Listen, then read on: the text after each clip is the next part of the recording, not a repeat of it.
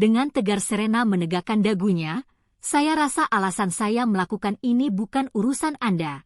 Yang penting saya tidak akan merugikan diri Anda." Rahang Damian mengeras mendengar jawaban Serena tadi. Sejenak tadi dia merasa Serena patut diberi kesempatan, mungkin saja Serena melakukan itu untuk membiayai saudaranya atau apa, tetapi ternyata dia salah, bodohnya dia, wanita dimanapun sama saja. Serena mungkin hanya menunggu kesempatan untuk menjual keperawanannya dengan harga mahal, bukan bermaksud menjaganya. Bodohnya dia sempat berpikir untuk mempercayai gadis itu. "Oke, bisnis is bisnis, aku tidak akan bertanya lagi tentang tujuanmu, asal jangan sampai kau merugikanku." Mata Damian menyipit kejam, "Kalau kau berani-berani melakukannya, aku akan membuatmu menderita." Serena tanpa sadar beringsut menjauh, ketakutan dengan nada suara dan tatapan kejam Damian. Tiba-tiba saja laki-laki itu berdiri dari duduknya setelah membanting gelas kopinya di meja. Serena menatap lelaki itu dengan cemas. Apa yang salah dari ucapannya? Kenapa lelaki itu tampak begitu marah padanya? Damian melirik jam tangannya. "Aku sudah membuat janji dengan pengacaraku 3 jam lagi. Akan kubuat kontrak hitam di atas putih atas perjanjian jual beli kita ini. Dan selama aku menunggu jam itu," mata Damian menelusuri tubuh Serena yang berusaha menutupinya dengan selimut. Tatapan matanya sangat melecehkan. "Well, kurasa sudah cukupkan penghormatanku atas virginitasmu." Lalu Damian naik ke ranjang dan merenggut tubuh Serena, membawanya ke tempat tidur bersamanya. Kali ini tidak ada kelembutan. Lelaki itu tidak menahan-nahan diri lagi. Dan dia sudah siap. Dengan kasar dibukanya paha Serena dan tanpa basa-basi dia menyatukan tubuhnya dengan Serena, yang entah kenapa sudah siap menerimanya. Damian menyatukan tubuhnya dalam-dalam, sebuah erangan nikmat lolos dari mulutnya ketika dia merasakan kenikmatan yang menyengat. Lelaki itu menatap Serena, antara bingung dan marah tercampur di dalam matanya. "Kau sungguh membuatku tergila-gila," erangnya kasar sebelum bergerak dengan begitu ahlinya, membawa Serena menuju puncak kenikmatan. Serena menatap tubuh telanjangnya di cermin, air panas mengalir dari pancuran menimpa tubuhnya, kamar mandi itu beruap, sehingga bayangan tubuhnya terpantul samar-samar di cermin. Tadi Damian tidak lembut, well meskipun tidak sampai menyakitinya, tetapi lelaki itu berbeda dari semalam, gairahnya liar dan tidak ditahan-tahan lagi, meluap-luap seolah-olah sudah bertahun-tahun laki-laki itu tidak melampiaskan hasratnya. Tapi itu tidak mungkin, kan? Serena tanpa sengaja mengerutkan dahinya.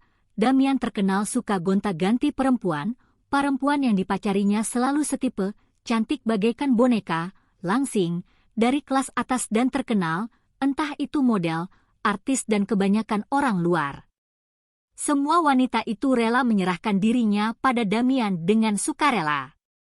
Desas-desus berkembang bahwa Damian kekasih yang sangat bergairah dan murah hati, tetapi tidak tanggung-tanggung mendepak pasangannya dengan kejam, karena dia tak pernah memakai hati dalam berhubungan. Kekasih terakhir Damian, yang kemarin baru digandengnya dalam acara pernikahan seorang anak direksi adalah artis film yang sedang naik daun, keturunan Indo-Jerman yang sangat cantik bernama Shannon. Tubuhnya tinggi langsing semampai dengan rambut coklat bergelombang yang sangat halus bagaikan sutera, kulitnya pun tak kalah halusnya seperti buah pik dan dia tampak sangat serasi, bergelayut manja di lengan Damian dengan tatapan memuja. Apakah Damian juga akan melecehkan Shannon seperti melecehkanku? Apa yang akan dilakukan Shannon jika dia mengetahui semua ini? Tidak, apa yang akan dikatakan semua orang? Serena mengernyit melihat bekas-bekas ciuman memerah di pundak dan sekitar buah dadanya. Damian lelaki yang suka meninggalkan tanda. Seperti singa. Jantan yang menandai betinanya, Serena tahu lelaki itu sengaja meninggalkan bekas-bekas ciuman di tubuhnya, bahkan ada yang di sekitar pinggulnya. Astaga, apa yang telah kulakukan ya Tuhan? Apakah aku sudah melakukan keputusan yang paling benar? Serena sudah tidak dapat menangis lagi, air matanya sudah habis dan hatinya sekarang terasa amat hampa. Dengan pelan Serena meraih handuk dan mengeringkan tubuhnya lalu meraih jubah mandi yang tadi ditemukannya tergeletak di karpet. sepertinya Damian semalam melemparkannya ke lantai. Dengan langkah pelan Serena keluar dari kamar mandi, bingung mau berbuat apa, dan bertanya-tanya di manakah pakaiannya sekarang. Tatapannya menuju ke arah sofa, di situ ada kemasan pakaian. Serena melangkah dan mengambil kemasan itu. Ya, ini pakaian wanita, masih baru, dari butik ternama lengkap dengan pakaian dalamnya. Apakah ini untuknya? Serena memegang kemasan itu dengan ragu. Tapi dia juga tak mungkin memakai jubah mandi dalam kondisi telanjang seharian, kan? Dengan hati-hati Serena membuka kemasan itu, sebuah gaun santai berwarna merah muda dari bahan yang sangat halus. Apakah ini sutra? Dan pakaian dalam senada. Serena melihat ukurannya dan semuanya pas. Damiankah yang memesannya? Dengan gerakan pelan dan tanpa menimbulkan suara Serena memakai pakaian itu, gaunnya terasa sangat nyaman menempel di tubuhnya, sebuah gaun santai satu potong sepanjang bawah lutut yang sangat elegan. Setelah itu selama beberapa lama Serena berdiri di tengah kamar itu tanpa berbuat apa-apa. Pandangannya mengarah ke arah ranjang yang seperti habis diserang badai, dan tubuh Damian terbaring di sana, punggungnya tampak kecoklatan terlihat di balik selimut kamar yang putih bersih. Lelaki itu berbaring tengkurap, salah satu lengan membingkai kepalanya, dan tubuhnya diam tak bergerak. Kepalanya terbaring miring di atas bantal. Serena mendekat pelan ke sisi ranjang tempat Damian berbaring, wajahnya tampak damai sekali. Kalau sedang tidur, dia tak tampak berbahaya. Serena melirik ke arah jam dinding. 1 jam lagi, seperti yang dikatakan oleh Damian tadi, dia ada janji dengan pengacaranya. Haruskah Serena membangunkannya? Tapi bagaimana nanti kalau Damian marah dan menuduhnya berani mengganggunya karena ingin segera mendapatkan uang pembayaran? Bukannya Serena tidak ingin segera mendapatkan uang itu, semakin cepat dia bisa membayar ke rumah sakit, semakin cepat Raffi bisa dioperasi. Tetapi Damian sudah cukup banyak memandang rendah dan melecehkannya. Tiba-tiba handphone Damian yang diletakkan di meja samping ranjang berbunyi keras, membuat Serena hampir terlonjak karena terkejut. Tubuh Damian bergerak dan mata biru yang tajam itu terbuka, langsung menatap Serena. Meski baru bangun tidur, rupanya Damian tipe lelaki yang langsung terjaga sepenuhnya detik itu juga. Matanya langsung menelusuri tubuh Serena dari atas ke bawah tanpa 1 inci pun terlewatkan, tersenyum puas melihat penampilan Serena dengan baju barunya. Ternyata pilihanku tepat, desisnya Parau sambil mengangkat teleponnya. Telepon itu dari pengacaranya. Damian menyuruh pengacara itu menunggu di restoran hotel 1 jam lagi. Ketika Damian meletakkan teleponnya, Serena masih berdiri diam di tempatnya semula, tak tahu mesti mengatakan apa. Pengacara akan datang sejam lagi. Dengan santai Damian berdiri dari ranjang, tak peduli dengan ketelanjangan tubuhnya, dan mengangkat alis tersenyum melihat Serena memalingkan muka.